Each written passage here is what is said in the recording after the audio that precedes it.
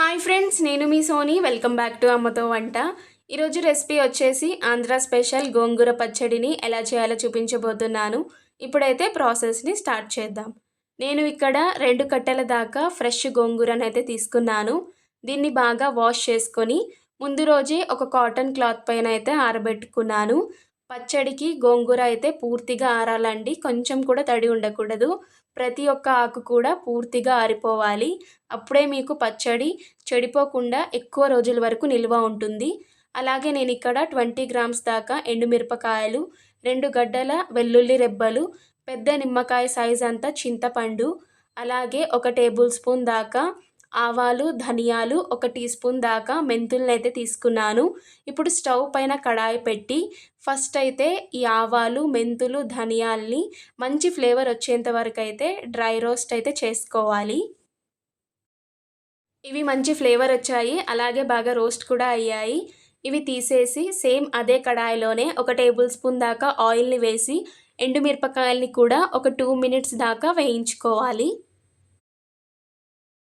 మరి పూర్తిగా మార్చకూడదు, ఒక 2 మినిట్స్ వరకు వేయించుకుంటే సరిపోతుంది.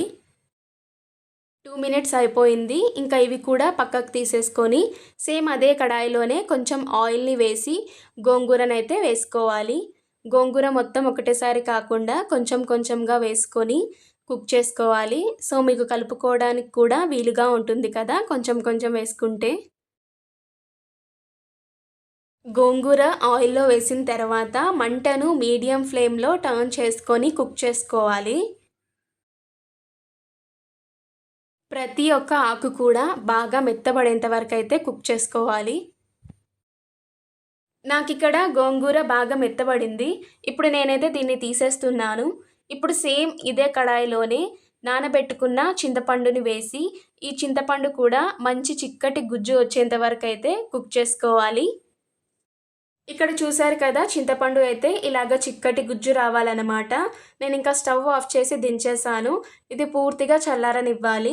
ఇప్పుడు ఒక మిక్సీ జార్లోకి రోస్ట్ చేసి చల్లారబెట్టుకున్న మెంతులు, ఆవాలు, అలాగే ధనియాలు, ఎండుమిరపకాయలు ఒక మిక్సీ జార్లోకి వేసి ఇలాగ ఫైన్ పౌడర్ లాగా అయితే గ్రైండ్ చేసుకోవాలి.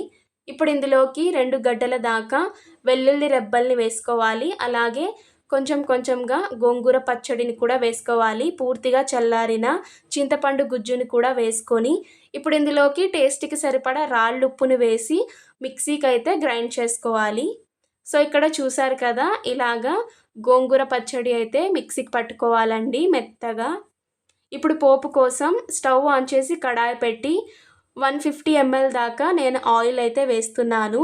ఇప్పుడు ఇందులోకి పచ్చిశనగపప్పు, అలాగే జీలకర్ర, ఆవాలు, కొన్ని రెబ్బల కరివేపాకు, ఎండుమిర్చి, కొన్ని రెబ్బల వెల్లుల్లి రెబ్బల్ని కూడా వేసుకొని ఈ పోపు బాగా చిటపటలాడుతున్నప్పుడు ఇంకా మనం మిక్సీకి పట్టుకున్న గోంగూర పచ్చడిని అయితే ఆయిల్లోకి అయితే వేసుకోవాలి. పచ్చడి మొత్తం పోపు పెట్టుకున్న తర్వాత ఇంకా స్టవ్ ఆఫ్ చేసుకొని ఇందులోకి 1 టీ స్పూన్ దాకా పసుపునైతే వేసుకోవాలి. ఈ పసుపు కూడా బాగా కలిసేలాగా అయితే కలుపుకోవాలి. నేను ఇక్కడ గరిటెతో కాకుండా చేత్తో అయితే మిక్స్ చేస్తున్నాను. చేత్తో అయితే మనకి కలుపుకోవడానికి బాగా వీలుగా ఉంటుంది కదా, ఆయిల్ కూడా బాగా కలుస్తుంది, అలాగే టేస్ట్ కూడా చాలా బాగుంటుంది. అంతే అండి, ఎంతో టేస్టీగా ఉండే ఆంధ్ర స్పెషల్ గోంగూర పచ్చడి అయితే రెడీ అయిపోయింది. ముఖ్యంగా మన తెలుగింటి వారికి గోంగూర పచ్చడి అంటే ఎంత ఇష్టం కదా. అసలు గోంగూర పచ్చడి అంటే ఇష్టపడని వాళ్ళు ఎవ్వరు ఉండరు. వేడి వేడి అన్నంలోకి కొంచెం నెయ్యి వేసుకొని ఈ గోంగూర పచ్చడి వేసుకొని తింటే టేస్ట్ అయితే అద్దరిపోతుంది కదా. నేను చెప్పినట్టు చేస్తే టేస్ట్ బాగుంటుంది, అలాగే ఈ గోంగూర పచ్చడి ఎక్కువ రోజుల పాటు నిల్వ కూడా ఉంటుంది. మరి ఒకసారి ట్రై చేసి చూడండి. ట్రై చేస్తే ఎలా వచ్చిందో కామెంట్ సెక్షన్లో కామెంట్ చేయండి. వీడియో నచ్చితే వీడియోని లైక్ చేయండి, షేర్ చేయండి, ఛానల్ని సబ్స్క్రైబ్ చేయండి. ఇలాగే మంచి మంచి వీడియోస్తో మీ ముందుకు వస్తాను.